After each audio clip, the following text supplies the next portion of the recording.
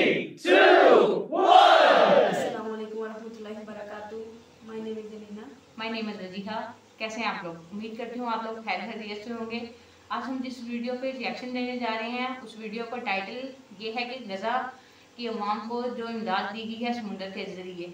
अब ये नहीं पता कि किस मुल्क ने इमदाद भेजी है समुद्र के जरिए। जब ज़मीनी राब्ता मुनक़ता हो जाए तो समुद्र के जरिए उनने बॉटल्स में आटा वगैरह भर के इमदाद भेजी है।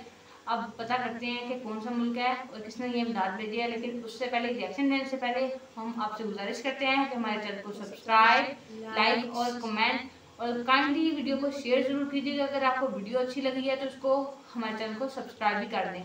और जिस वीडियो पे हम रिएक्ट करने जा रहे हैं वो वीडियो है हंसी टीवी की तरफ से, तो काइंडली इनके चैनल को सब्सक्राइब कर दें और हमारे साथ आने वाली वीडियोस में बने रहें। चलिए रिएक्शन शुरू करते हैं। ईरान इसराइल जंग के दौरान हर जगह पर बस यही न्यूज़ ही डिस्कस हो रही थी और पूरी दुनिया की तवज्जो गज़ा और यहाँ पर जारी जुल्म सितम से कुछ टाइम के लिए हट गई थी। पर आपको बताता चलूँ कि इस वक्त गज़ा की सूरत हाल इंतहाई तशवीशनाक सूरत हाल इख्तियार कर चुकी है। भूख इंतहाई शिद्दत इख्तियार कर चुकी है, इतना ज़्यादा कि लोग कछुए जैसे हराम जानवर को भी खाने पर मजबूर हैं। समंदर में उगने वाली अलजी को इकट्ठा करके खाने के बाद कुछ टाइम के लिए ज़िंदा रहने की कोशिश कर रहे हैं। और इसकी वजह यह है कि इसराइल ने हर तरफ से आसमानी, समंदरी, ज़मीनी रास्ते यानी मिस्र, जॉर्डन, सऊदीया का बॉर्डर हर जगह से इमदाद का रास्ता बंद कर रखा है। और जो कुछ यहाँ पर बच गया है इसकी कीमतें इतनी ज़्यादा हैं कि ये दुनिया का सबसे महंगा तरीन शहर बन चुका है। अब ऐसा नहीं है कि पूरी दुनिया की तरफ से, ख़ास तौर पर मुसलमान मुल्कों की तरफ से कोई इमदादी सामान नहीं आ रहा, बिल्कुल आ रहा है, लेकिन इमदादी सामान से भरे गोदाम गज़ा के अंदर और सरहदों पर मौजूद हैं, मगर गज़ा के लोगों तक इनकी रसाई या फिर इनको यहाँ तक पहुँचाने की इजाज़त इसराइल नहीं दे रहा। और इसकी वजह यह है कि गज़ा के अंदर इमदाद ले जाने के लिए और इसको तकसीम करने के लिए इसराइल से अलग अलग मंजूरियाँ लेना पड़ती हैं। आपको बताता चलूँ कि अब तक 1000 से ज़्यादा फ़लस्तीनी इमदाद हासिल करने की कोशिश के अंदर इसराइली फ़ौज के हाथों मारे जा चुके हैं। गज़ा में इंसानियत सिसक कर दम तोड़ने लगी।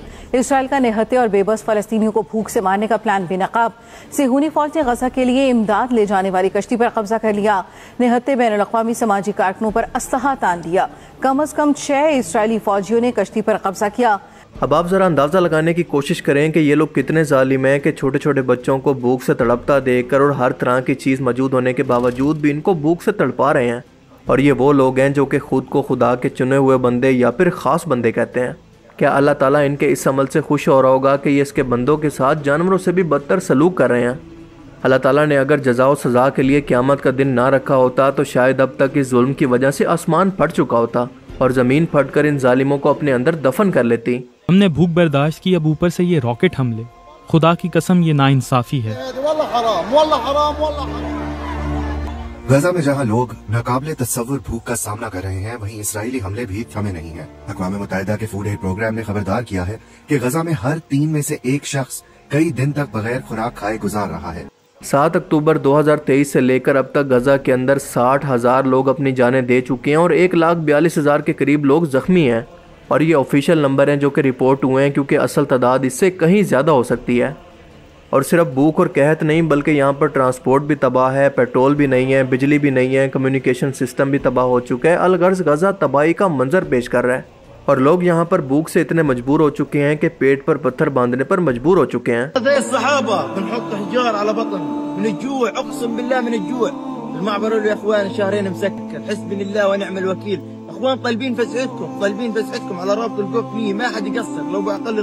और ये लोग इतने बेहिस्से हैं कि सिर्फ यहूदी गवर्नमेंट ही नहीं बल्कि यहूदी अवाम भी इमदाद के ट्रकों का रास्ता कुछ ऐसे रोक रही है।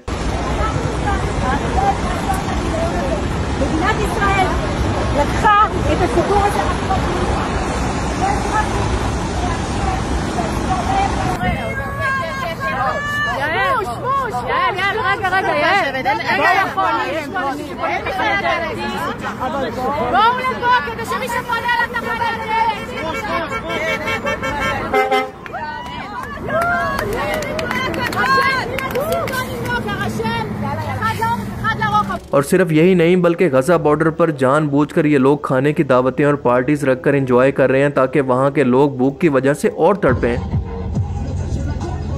और आप जानते हैं कि इंसान ज़रूरत की हर चीज़ पर किसी न किसी तरह से कंप्रोमाइज़ कर सकता है सिवाय भूख के।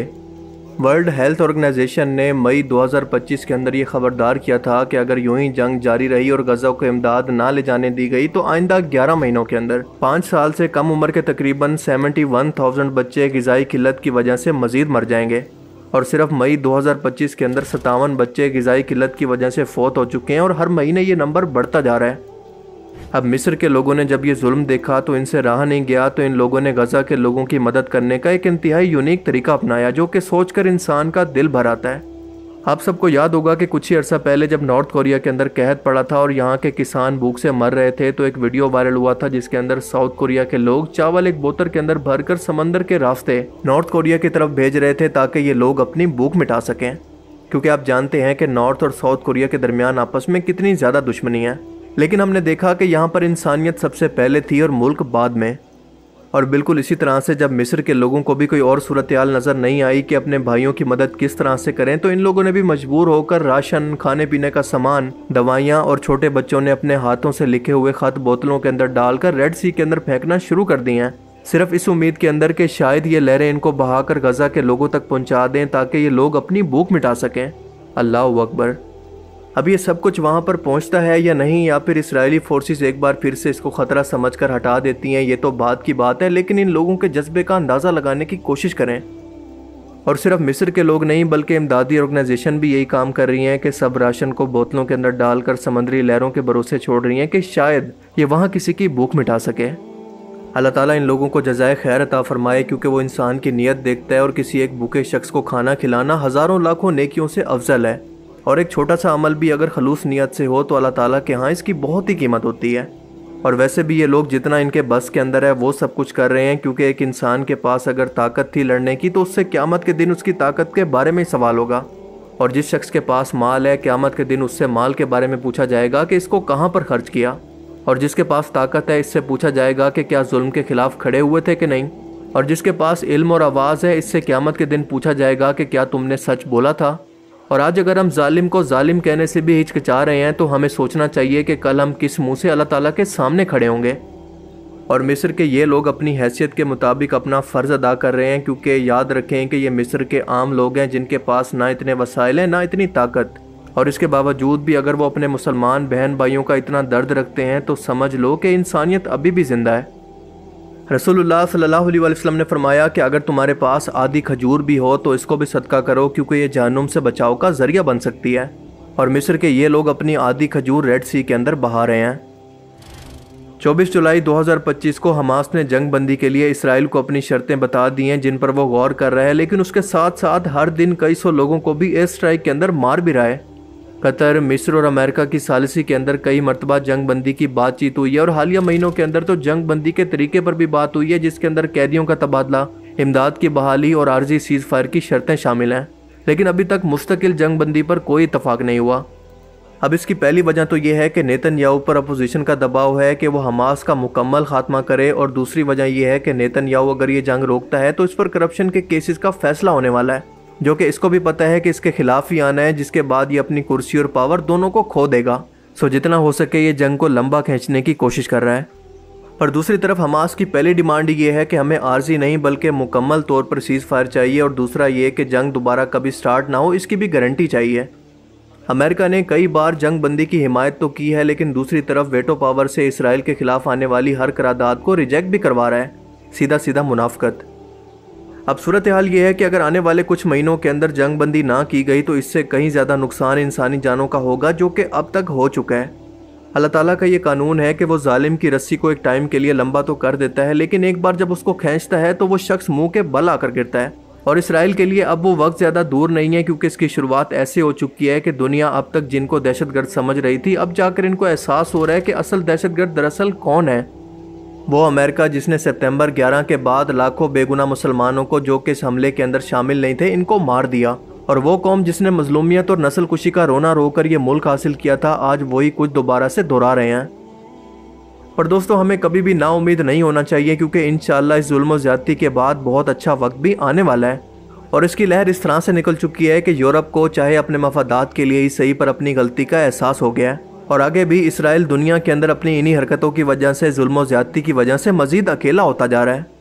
उसका किया जाने वाला हर एक जुल्म दुनिया के अंदर हाईलाइट होकर तारीख के अंदर इसको लिखता जा रहा है और अगली आने वाली नस्ल इनको हीरो के तौर पर नहीं बल्कि एक जालिम के तौर पर याद रखेगी। अल्लाह ताला से दुआ है कि वो हमें समझने की और नेक अमल करने की तौफीक अता फरमाए। आमीन। जी ये थी आज की वीडियो जिस पे हमारे रिएक्शन हम आपसे शेयर करेंगे। सबसे पहले तो मिस्र के लोगों के लिए दुआ करते हैं कि अल्लाह उनको इसका जज़ाए हैरत आके जो उन्होंने ये नेक काम किया है, और साथ में फ़लस्तीन के लोगों के लिए भी दुआ करते हैं कि अल्लाह ताला उनकी मुश्किलात को आसान करे और हमें भी उनके लिए दुआ हैरत के साथ साथ उनकी इमदाद करने की तौफीक दें। जिन मुसलमान बहन भाइयों को अपने मुसलमान बहन भाइयों के दुख, परेशानी और तकलीफ़ का एहसास है, क़यामत के दिन वो सुरखरू होंगे, और जिनके पास ये सब कुछ नहीं है वो क़यामत के दिन क्या करेंगे। जिसके पास जितनी ताकत है वो उसी के हिसाब से लगाए। काइंडली अगर आप इमदाद कर सकते हो तो इमदाद करें, अगर आप दुआ कर सकते हो दुआ करें, ताकि क़यामत के दिन फ़लस्तीनी अल्लाह ताला के सामने खड़े होकर जब ये कहें कि इनने हमारी मदद नहीं की, कम से कम आपका नाम शामिल ना हो उसमें।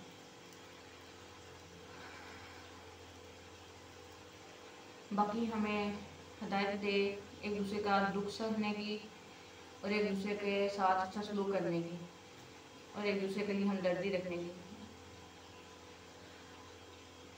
हम आपसे गुजारिश करते हैं कि हमारे चैनल को सब्सक्राइब, लाइक और वीडियो में कमेंट ज़रूर कीजिएगा, और साथ में हमारे चैनल को शेयर भी ज़्यादा से ज़्यादा कीजिए ताकि सब्सक्राइबर पूरे हो सकें। और काइंडली हमारे लिए दुआ करें और हम आपके लिए दुआ करेंगे कि अल्लाह आप लोगों की मुश्किलात आसान करे। इस वीडियो में हमें इजाज़त दीजिए, आगे आने वाली वीडियो में आपसे मिलते हैं। अल्लाह निगहबान। Thank you. Goodbye.